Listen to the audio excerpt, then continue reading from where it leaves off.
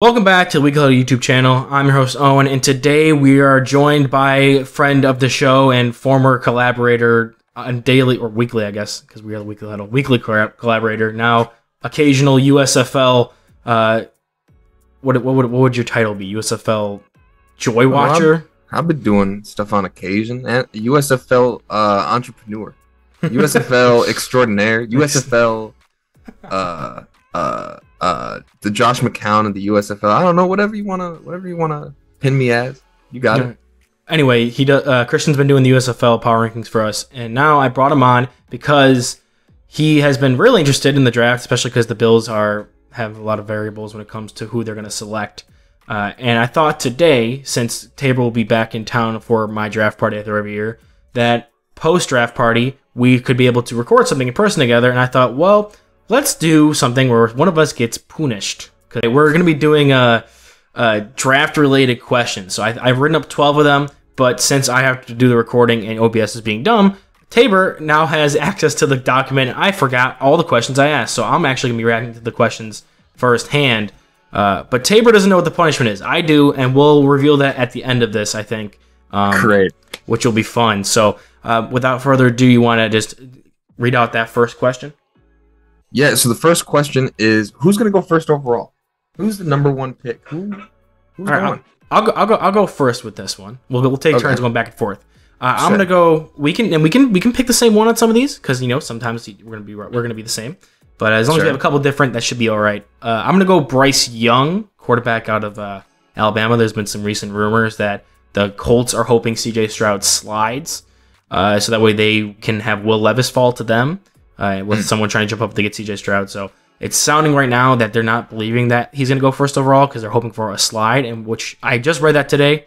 But prior to reading that, I probably would have picked Stroud just because with Josh McCown coming up to him at his pro day and being like, "I'll wait. We'll play basketball when he come down to Carolina," like saying like when he finally gets a house down there. So I was gonna go with C.J. Stroud, but I think I'm gonna go with Bryce Young now that new information has come out. Yeah. I spoiler alert, I agree, Bryce Young. I also don't have editing access to this document that you've given me, so I can't document this. But I'm also gonna go Bryce Young, for similar reasons, and also he's just like kind of my favorite quarterback out of the draft. I feel like everyone's kind of highest on him at this point. Interesting. Keep that in mind. Okay. I feel like we might have like a surprise. I remember in that one draft, like the Baker Mayfield going number 1 overall wasn't necessarily. At least I don't remember it being like it was Sam Darnold most of the way. It was Sam Darnold, Josh Rosen, and then all of a sudden it was Baker Mayfield. Yeah, so like maybe we see that again. Who knows? Maybe they just go, you know what, Anthony Richardson, that's our guy, and then they just shock the world. They do have Anthony Dalton there, or Andy Dalton. I was about to say, like, who? Second question. Who's gonna go number 2? Who's second overall? That's your question there, buddy. You feel the first. Who goes second overall? That's a tough question, but I think that the Texans are gonna try to bolster up their D-line a little bit, and I think that they're gonna go Will Anderson second overall. I think that's gonna be the number 2 pick. That's what I think they should do. However, I think either they won't do that, and I had this thought right before we started recording. I think they're going to try to trade down and then try to get a Will Anderson or one of the other edge rushers, still get a defensive player, and then suck even more and have more draft capital to move up next year to get Caleb Williams in case they don't suck enough. So I think if the Texans don't take him, somebody's going to move up and take C.J. Stroud at 2. C.J. Stroud at 2. All right. That's my prediction, is that there's going to be a trade up into the top 2 on draft day, maybe even the day before, like the day of. All right, that's fair. If it's not a trade, it could be either Will Anderson or C.J. Stroud, and I think I'm just going to stick with C.J. Stroud because I think of those two scenarios, either the Texans take C.J. Stroud or someone trades up for C.J. Stroud, and the Texans taking Will Anderson, I have a 2-to-1 opportunity for one to happen. So I think that's going to be more accurate. All right. Well, we can go on to our third question. For the over/under of 3.5 quarterbacks taken in the top 5 specifically. Okay, so this question is asking whether or not we think all 4 quarterbacks of Levis, Richardson, Young, and Stroud are all going to go in the top 5. So we just talked about how I think it's going to be Bryce Young and then CJ Stroud 1, 2. 3 is Arizona, which has been a popular trade-out spot. 4 is Indianapolis, which could be a quarterback spot. And 5 is Seattle, which probably won't take a quarterback, but they could also be a trade-out spot. So there's a potential for all 5 spots to be available for a quarterback to be taken. And because of that, actually, you know what? I'm going to take the under because I think Richardson slides. I think Richardson slides like 6 or 7. Okay. So I'm going to take the under on 3.5. So I think there's going to be 3 quarterbacks taken in the top 5 because it's specifically top 5. If it was top 10, I would 100% hit the over. But since it's top 5, I'm going to take the under. That's fair. I thought that you were going to take the over. I'm also going to take the under. I feel like that there's some talent here that you kind of don't let slide. And I feel like even if some guys are going to try to trade, or some teams are going to try to trade down, things happen. Things don't necessarily go to plan, or maybe some teams are really like, oh, well, we want like maybe Will Anderson's still available at like 5 and we really want him, or something like that. Like some team will do something strange. Maybe the Raiders will trade up and pick like, I don't know, someone in like the 3rd round with the number 5 pick because they like reaching. Yeah, they always like reaching. So I feel like because even in other like quarterback heavy drafts, we don't really see like 4 of the top 5 picks go quarterback. And I don't know if I trust this draft to be the one to do that. Yeah, like when it was the Trevor Lawrence year, it was Trevor Lawrence 1, Zach Wilson 2, then 3 was Trey Lance, and then 4, 5 was non-quarterbacks. The other one, it was Tua. Tua was 5, Herbert was 6, Burrow was 1. The Allen, Baker, Darnold draft, it was only Baker and Darnold in the top 5 that were quarterbacks. So yeah, there's been historical precedent for that not happening. Yeah, I think there's going to be a couple guys that teams see a use for. Like they're going to be like, okay, this is a guy that I really want to trade up for. And then there are going to be a couple guys that are on like maybe like the back end of those like top quarterbacks that they'll be like, oh, well, we can maybe wait a little bit or maybe just trade it to the top 10 rather than the top 5. So we'll see. But I really don't think that 4 will go in the top 5. Yeah, I think it hinges on, if they're going to hit the 4, it hinges on the Texans taking a quarterback at 2. Or if someone trading up to 2 to take a quarterback that's not in the top 5. So I don't know if that's going to happen or not. We were just talking about the previous question. That's very fair. But our next question, again, over-under. This one is the over-under for 4.5 cornerbacks taken in the 1st round. All right, you're gonna take this one first? I'll take this one over. For this one, I'll say I could see the over on this one. I know that this is a draft where the secondary maybe not safety, but the cornerback class is people are talking about it. People are talking. It's a very good class, and I feel like you can find talent throughout the 1st round. And there are a lot of teams that are going to want to bolster their secondaries, I feel like. So for more than 5 teams to take a corner in this 1st round, it would not shock me at all. Even if like a couple have to come from like a reach to from the 2nd rounder, it wouldn't shock me.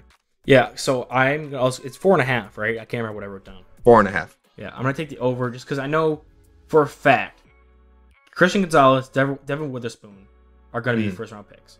People are also high on Joey Porter Jr., Deontay Banks, Cam Smith, who I'm high on, Julius Brents, Keely Ringo. There's like 7 or 8 guys that have the potential to get in the 1st round. It just depends on how many teams are willing to take the corners in the 1st round, or how many are going to be willing to wait to get like some good corners that fall because there's so many good ones. So I still think 5 is probably a safer number than 4 at this moment in time. I agree, and we can have that segue into the next one for 5.5 over under for O lineman pick in the 1st round. And this one goes to you. Okay, So the problem is I have to think predictively here because I have guys great in the first round that aren't consensus in the first round. Like I have Cody Mock as a first round guy, but I don't think he's going to be seen as one. He may be a surprise pick. I also don't like a lot of these tackles, but there's a potential for upwards of 4 or 5 offensive tackles to go alone. Like there's going to be Peter Skoronski's going to go. Paris Johnson's going to go. Those are the 2 I have first round grades on. Broderick Jones is going to go just because he's a high upside athlete. Then there's a potential for DeJuan Jones and Darnell Wright to both be drafted in the back half of the first, especially with teams like the Chiefs and the Ravens having needs of tackle, and maybe even the Bills sneaky having need of tackle. When you go to interior linemen, the only one that really sticks out is probably going to be John Michael Schmitz, who is getting buzzed for first round. But like I said, Cody Mock has potential, so we're already up to like 7. But at the same time, they could just wait until the second round to get those guys because a lot of these guys aren't invited to the draft or are being rumored to be in the first round, but maybe will be waited on, or teams will trade back and then try to grab them at the top of the second. So there's a variable here, but I think I said enough names to think it'll be above, even though personally I have it graded out that I only have like 3 first round grades on these offensive linemen. So personally, I wouldn't draft that many, but I think probably 6 go, so over 5.5. Okay, that's fair. I think for the sake of, because I'm kind of split on this one, I'll say for the sake of getting some more differentiation, I'll go with the under. I'll say that only 5 O-linemen are picked in the first round, and I'll justify that by saying I think that there's enough talent maybe on like the D linemen and the edge rushers in the draft. I think that there's enough cornerbacks that are going to be taken. I think there's going to be enough like wide receivers that are potentially going to be taken, maybe 2 running backs, maybe 1 running back taken. We don't really know yet. Maybe a couple tight ends. There are enough of the other positions that can fill in those spots, and we might see some runs in those other positions as well. Whereas with the offensive line, we may not see some of those runs.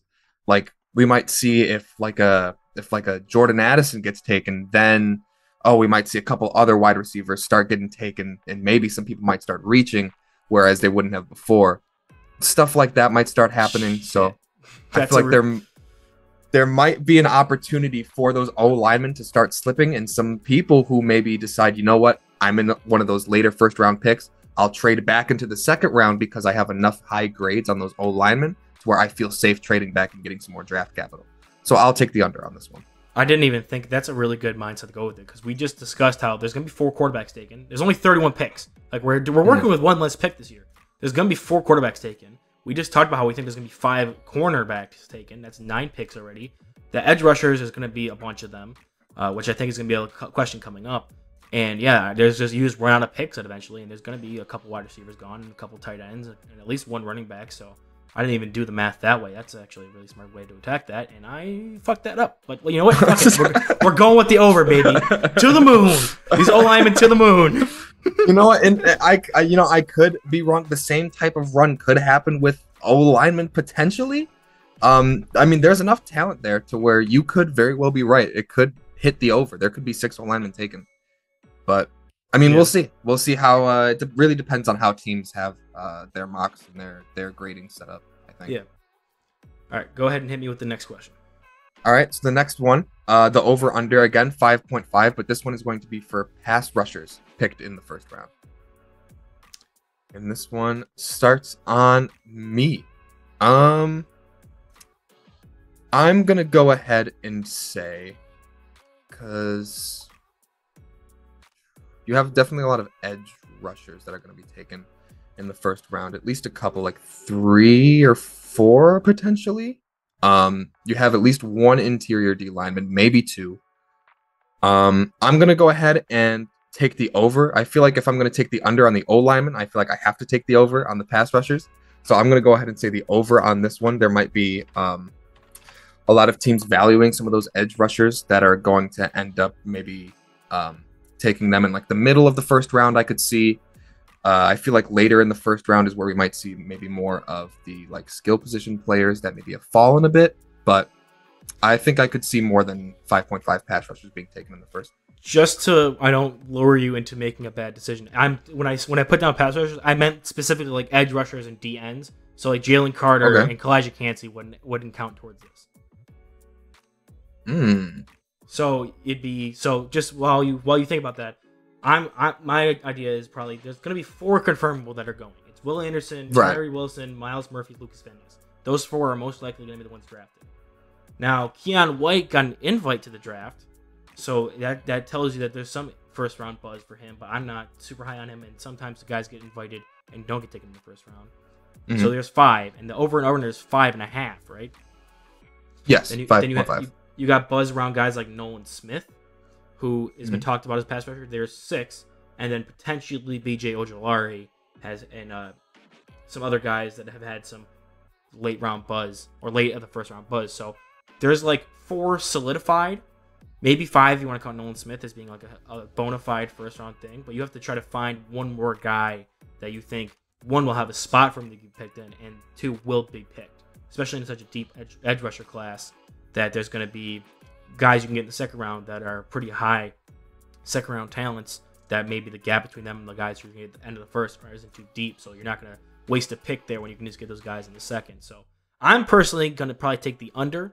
I was originally coming into this doing the over, but I think I've just talked myself into the under from the fact that I'm not a big fan of Keon White or like Felix Inedwike Uzoma or Adetomiwa Adebawore. I'm not a big fan of him as going in the first. So there's guys that have had buzz, or like Will McDonald. There are guys who've had buzz to go in the first, but like personally, I wouldn't take them, and I don't think I've heard a lot of buzz about it. So I think there's going to be 5, and this one's going to be kind of teeter on the edge. All you would need is like that one more guy to get picked. Gotcha. I think that I've seen enough drafts with you, and I've been able to see your opinions on picks firsthand. And that's where I think my benefit comes in, because I've seen my fair share of picks that you have not agreed with. And I feel like your firmness on disagreeing with the amount of edge rushers that may be taken, your opinions on edge rushers that you've shown, I feel just based off of that and the points that I made before, I still think that if I'm going to go on the under for O lineman, then like something like D lineman or pass rusher specifically, I feel like taking that over is still valid. I'm still going to go with the over. I also feel like taking the interior D lineman out of it doesn't change it too much, because you really only have one that's like probably guaranteed to go. Depends on stuff, yeah. But right. But like, I'm sure someone will be like, no, the talent's too good, we got to anyway.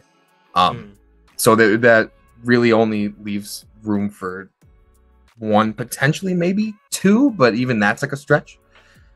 And even then, because of those character issues, maybe some team is like, okay, we really need to help our D line, but we really can't trust this interior D lineman. Maybe we just go with an edge rusher instead. Still high level talent, something like that. I'll stick with the over. Yeah, that might help your case. Just the fact that if he slides, people might take the edge rushers over the D tackle, just in case that. All right, hit me with the next question. Next question we have the over under for 1.5 linebackers to be taken in the first round. Okay, so this is going to be based on the fact that this is a super weak linebacker draft class. Usually it's a lot higher than 1.5. And we're talking about specifically like stack linebackers. Nolan Smith doesn't count, even if they announce him as, hey, this linebacker Nolan Smith from Georgia, he's not a linebacker, he's a pass rusher. So, like, we've been discussing a lot, and there'll be another question I believe that comes up where the Bills have been rumored to target a linebacker, specifically the end of the first, and you have teams like Philadelphia, or I can't really think of anyone else particularly that has a glaring need a linebacker like the Bills do, but there's always a chance that guys take them and they just like one of these guys. I personally have one guy graded as round 1, and it's Dion Henley, and he's not even one of the guys that's being rumored to go in the first. So if you think that any 2 of either Drew Sanders, Jack Campbell, Trent Simpson, Dion Henley, or like even can't even think, like maybe a Noah Sewell somehow, but I don't think that's going to be plausible. I think it's going to be of those 4 guys, you need to find 2 that go in the first. I could maybe get there in some cases, but I think actually, you know what? My brain says under, my gut says over. I'm gonna take the over on this one. I think 2 is a number that I can't really pass up on. All right, that's great, because I'm gonna go with the under. I just to keep the variety going. One thing that I wanted to mention, which is crazy. I have a couple like mock drafts, and I have like a couple big boards pulled up just so that I can have like names in front of me. And CBS put one out 4 hours ago, and it has the Bears drafting Drew Sanders 9 overall. 9th? Yes, after signing 2 linebackers in free agency, two starting caliber linebackers, they used their 9th overall pick. Drew Sanders. Who were the 8 picks before him? Like, who was on the board still? So the 8 picks before him was Bryce Young at 1, Will Anderson at 2, Tyree Wilson at 3, Will Levis at 4, Jalen Carter at 5, Devin Witherspoon at 6, Peter, I'm going to butcher his last name. Yes, at 7, Christian Gonzalez at 8, and then Drew Sanders at 9. So there was still Miles Murphy, Lucas Van Ness, Nolan Smith on the board when it comes to edge rushers. Because, like, okay, so Drew Sanders was a transfer from Alabama to Arkansas as an edge rusher. He was an edge rusher at Alabama, transferred to Arkansas, became a stack linebacker. So if you're going to try to... That's why he's, like, comped to, like, Tremaine Edmonds. Tremaine Edmonds was thought of to be, like, this big, tall, athletic guy who could maybe rush the passer. If you wanted that, you just signed Tremaine Edmonds. Why would you draft a guy comped to Tremaine Edmonds? That doesn't make any sense to me. And then you could go wide receiver to help out Justin Fields, like a JSN. You can go offensive lineman because only one had been taken. That makes 0 sense to me. What is going on? Why? My thing is, like, I understand, like, the whole, like, oh, well, maybe, like, you know, maybe draft a position that you have loaded up on anyway if the talent is, like, there. But it's not. It's not like if you don't draft him at 9, he will not be there in potentially, like, the middle of the second round. Like, they picked with the first pick of the second round. Like, mock drafts have been so unpredictable with him. He could go, like, from the end of the first to, like, the early second. So, why 9? I don't know. That's really off topic and random. But it got me way, just, like, in a tangent. But that was too bizarre not to mention. That's insane. But one thing to mention about this mock draft is that even though it's at 9th overall, that still is the only linebacker taken in this mock draft, which, I mean, I take this mock draft for the word of law, I think is what we might be learning about that one. But I digress. I'm going to take the under. I feel like the only linebacker that I'd say that might have, like, the biggest chance of going in the first round is, like, a Drew Sanders. Maybe you see, like, a Jack Campbell ? But I'm too unsure about it. I don't feel confident enough going with the over, so I'm going to settle for the under. And the next question is schools with the most players drafted in the first round. Okay. Oh, I gotta think. I wrote these questions and I didn't even pre-think them. I wrote them like 5 minutes before we got on here. Oh boy. Because I'm trying to think of... This is because I'm not great with, like, connecting the college to the player, especially. So this is definitely going to be kind of a struggle and, like, a grab at the air for me. A couple that I, like, can maybe think of that I've seen a lot of names attached to with, like, high level talent is, like, you're going to have, like, Alabama, you're going to have, like, Ohio State, potentially, like, Georgia. Outside of those 3, nothing's really coming to mind. I've heard a lot of Tennessee, but Tennessee is going to come into play, like, in the second and third round, I feel like, and maybe into the first. So I think those 3 that I first mentioned are probably the best bet, if I had to guess. Yeah, if you want me to filibuster real quick for you, so the idea I was going with is it's going to be, if you look at Alabama, it's going to be Bryce Young, you got Will Anderson, Brian Branch, those 3. And if Jahmyr Gibbs make it in, that's 4. When it comes to Georgia, you have Jalen Carter, who's probably going to get drafted in the first. Jalen Carter, Nolan Smith, potentially Keely Ringo, and I think... Oh, and Broderick Jones, the offensive tackle. Potentially those 4.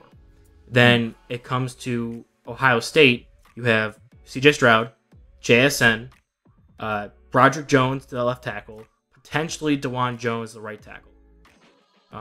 So there are some guys that are potentially going to be drafted.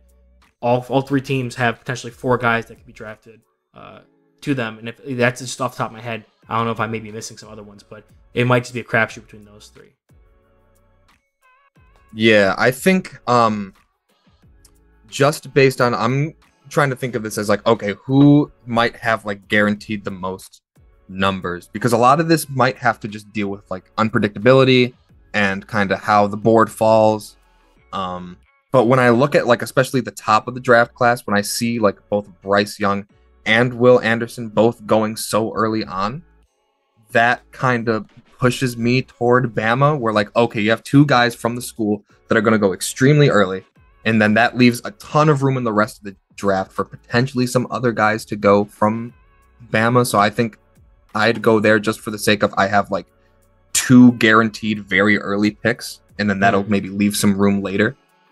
I think they, more than any of the other ones, so I think they, more than any of the other ones, have 3 guarantees. Where actually, I think them and Ohio State have 3 guarantees with Bryce Young, Will Anderson, Branch. Yeah. Sorry, I've had a brain fart for a second. Ohio State has guaranteed 3 of CJ Stroud, JSN, Harris Johnson. Now they could potentially have a 4th with DeJuan Jones. That's a potential, but Alabama has a potential for a 4th with Jahmyr Gibbs. Whereas Georgia's 4 would have to be Jalen Carter, Nolan Smith, who has been in talks for a first round for a while now, but I'm still not totally sold that everyone's sold on him. Keely Ringo, who's up in the air, which is going to be a crapshoot. I doubt he might make it in. He hasn't been talked up a lot. And the 4th one, I said it, and now I remember. Oh, Broderick Jones. Broderick Jones is confirmable. So there's only 2, maybe 3 confirmable for Georgia, but you have to basically have to look at the 4th one. Which one of these guys are going to have a 4th and maybe even a 5th? I think of the 4s, between Jahmyr Gibbs, Keely Ringo, and DeJuan Jones, I think DeJuan Jones has the best opportunity to make it. So I'm going to go Ohio State, but that could easily switch either way with the other 2. Our next one is which wide receiver is going to be selected first? And this one is on you. Okay. I personally like JSN the best. I think it's kind of a tier below him, and then a tier below, and then it's Quentin Johnson and Jordan Addison, and then you have a crapshoot after that. But Zay Flowers, I'm not the biggest fan of Zay Flowers, but Zay Flowers is having a lot of buzz for him to be the first wide receiver taken. A lot of people saying he's going to be like the first wide receiver taken.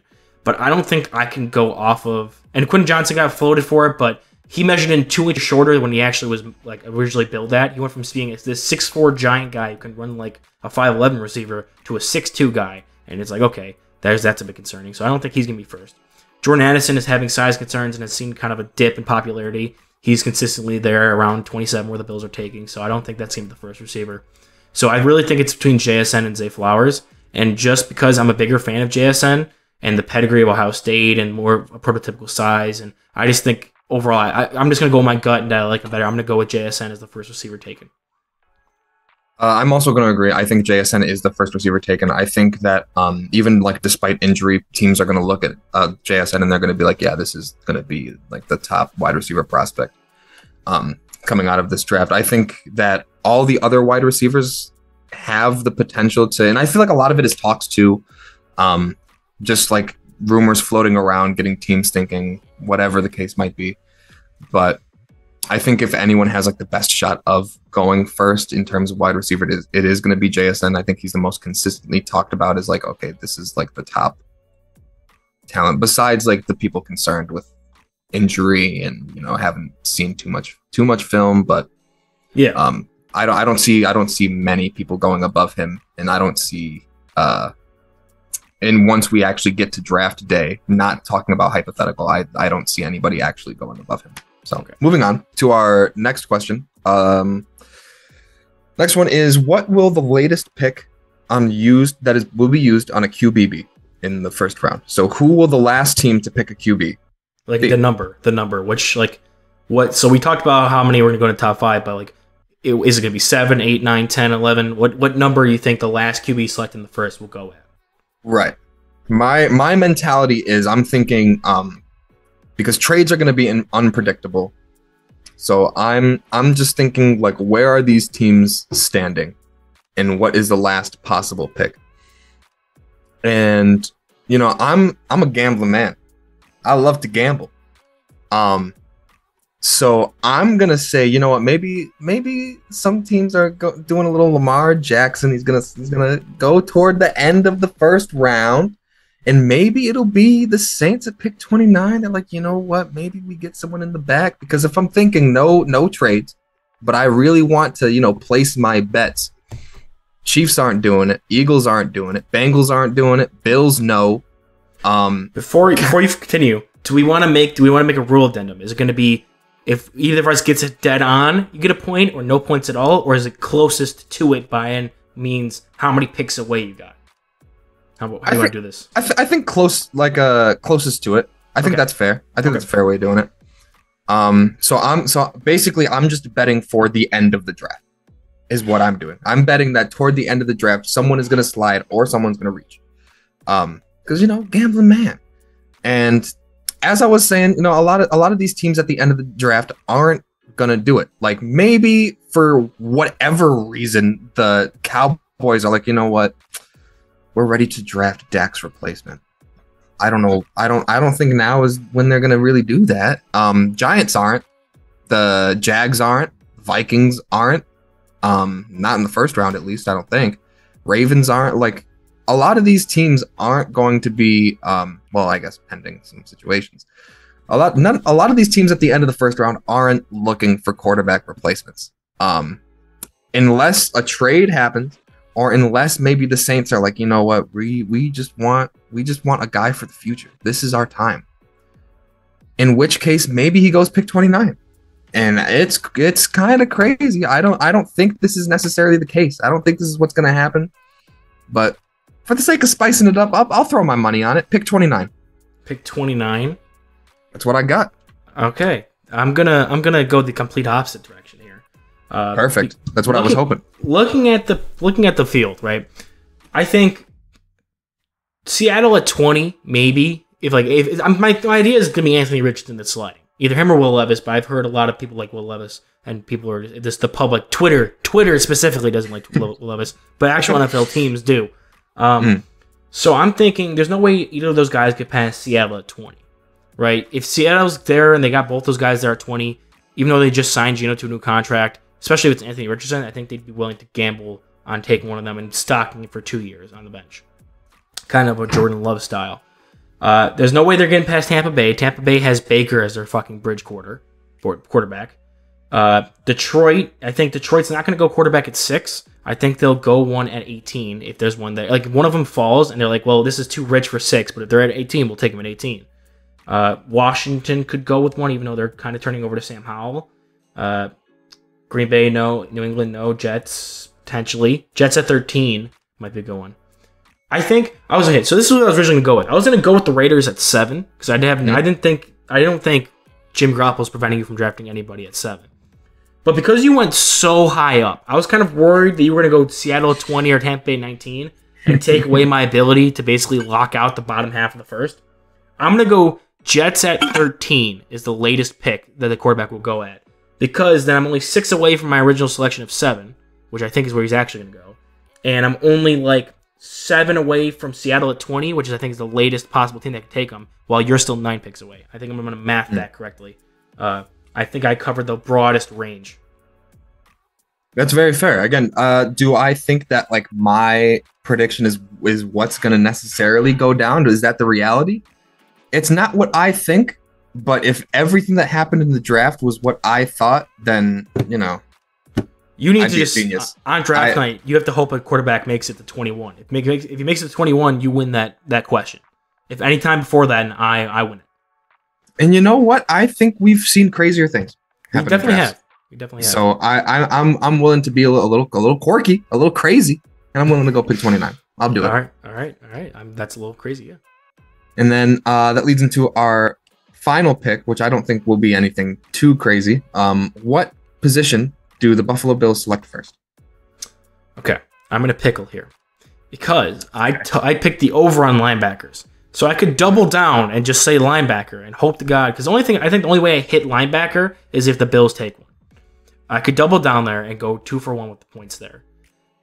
Or just say I'm going to put my linebacker money on it, and you know what, one way or the other I'm getting a point if the Bills take a linebacker or not. Because there's also potential for them to take a receiver if Jordan Addison or Quentin Johnson or any of these top guys fall, which could possibly happen because it's kind of a weaker class at the top. I could go receiver. I could go linebacker. There was talks about them moving up for an interior offensive lineman. They might go like John Michael Schmitz. So I could go just O-line, like an interior O-lineman. I don't know. I'm not a big fan of them going offensive tackle. A lot of people have been mocking that, but they're just like saying it because they don't like Spencer Brown.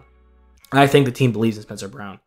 There's also potential for a cornerback, which is because it's the Bills. But I think my real two contenders are going to be linebacker and wide receiver. And just because of who this team is as the coach and GM and what they've done in the past, focusing a lot on defense and having no option currently at linebacker, middle linebacker after Tremaine Edmonds left. And if they potentially have the pick of the crop where they get to pick whoever they want because no other linebackers have gone before them, I think they're going to go linebacker there. And I'm doubling down on my over 1.5 linebacker take from earlier. All right, that's fair. I think I'm kind of with you on either linebacker or wide receiver because Bean has done a couple press conferences, specifically the most recent one, I believe, where he was saying how he doesn't have a lot of like first round grades on guys, or he doesn't have a lot of like high grades on guys in this draft. So therefore, that kind of tells me I don't really think he's targeting a trade up. It either tells me that he's not targeting a trade up, or that he's itching if one of his guys falls. But I really don't see a trade up. I see a trade down being much more likely. I could see a trade into the second round because maybe some of the guys that he had with first round grades aren't there anymore, and he's like, all right, let's just trade back, get some more draft capital, and see what we can get in the second. Maybe get a linebacker in the second. Maybe get like a Jahmyr Gibbs in the second. Who knows, right? Whatever they decide to do. But I think if they stay put right at pick 27 and some of the things happen that I kind of want to happen, I think that, we saw Stephon Diggs trade. We traded for Stephon Diggs. The Vikings picked Justin Jefferson with our pick. I think in this case, we are the ones with the draft pick, and we are the ones that take a wide receiver in this case. I think that the roles are reversed. I think that instead of trading for a wide receiver with our late round draft pick, I think we take a wide receiver this time. I hope Zay Flowers kind of falls and we pick up Zay Flowers and that's our guy, but to each his own. I can definitely see it. Why don't you do me a favor and go ahead and count up all the differences we have on our questions. There should be 12 questions. I know we had a couple of agreeances in there, but I just want to see how many ones we have potential of differencing on and what the difference of points could be. 7 questions. 7 differences. 7 differences. Jeez, there's no potential. There's no possibility for a tie. I guarantee there's no tie. All right. So Taber, you have not heard what the punishment's going to be for getting this wrong. I forgot about this part. I haven't. We talked about earlier how you said Bryce Young's your favorite quarterback in this class so far, and it's a consensus. But he's basically number 1. I forgot that you said to think about that earlier. Yeah. I'm bringing it back all the way back from the beginning of the video. Damn. I have 2 quarterbacks tied for my number 1 grade. It's Bryce Young and Will Levis are my tied. I don't know number 1 quarterback. Have you seen what Will Levis eats and drinks for breakfast? I've seen it. So, whoever loses this bet, this question predictions, will have to try the Will Levis breakfast, which is, and we're gonna get a black coffee from Tim Hortons and add mayo into it, which is fucking horrific. And then you have to eat not a whole banana, but at least a couple bites of banana with the peel still on. You'll be able to wash it down with your mayo coffee. So that is going to be our terms of defeat here. All right. Okay. All right. It's kind of unfair. He said it's really just the gimmick that he's going for. It's not his breakfast. It's, he did it once and it was funny and it's part of the... So we're going to do it once and it's going to be funny. Oh, great. Yeah, I guess there is parallel there, isn't there? All right. Do you even like black coffee or coffee in general? I think I get like mocha ice caps. I get like a vanilla bean frap from Starbucks. Like I don't get like real coffee. I get like fake coffee. I despise all coffee. I can't stand any of it. If I do get coffee, I get like 10 sugars. Like I don't like I don't drink like real actual like normal human coffee. So oh boy, this is gonna that with mayo, I think, is going to actually be the death of me. Oh, I'm so excited. I'm kind of scared. I'm a little shaky. All right, we gotta close this Good. up. All right, that's gonna be it for our draft predictions. There's plenty of shorts material in here, so you might be seeing some more shorts on this dropped. I'm dropping a video every day leading up to the draft. I have 2 mock drafts I'm going to be making and posting already. Actually, I have already made them. I'm just going to record me talking about them for a podcast. I just got done editing the 21 draft players I think the Bills should draft. That's going to be going up tomorrow on Saturday. We had a video posted today and yesterday. Just the whole week's going to be just videos dropping, and then I'm going to go radio silent for like a month. No one's going to hear a word from me after the draft's over. And you know what? I'll be here. Yeah, you'll be there with the USFL stuff. I'll be being a scholar and studying my USFL. There you go. I'm out here. All right. Well, other than that, I look forward to seeing you drink mayo coffee and eat a whole banana with just the peel and all. And you know what? I'm looking forward to you having to clean your house because of all the throw. I hate you.